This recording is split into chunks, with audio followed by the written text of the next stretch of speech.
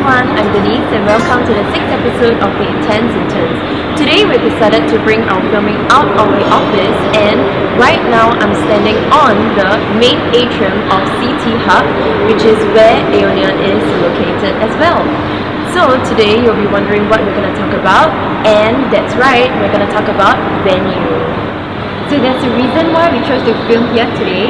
If you look behind me, you can see that this place is really very big and it's a great place to hold your event. The selection of venues in the MICE industry is actually very important because it actually varies very much according to the scale of your event as well as the client's requirements.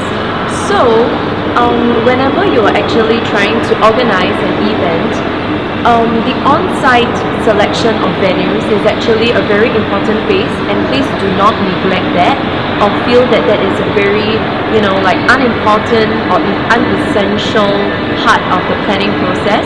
It can come in it plays a very big part.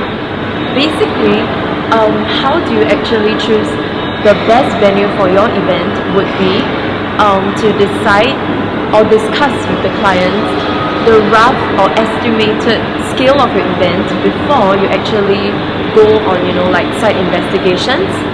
And that's all for today's episode. Thanks for watching.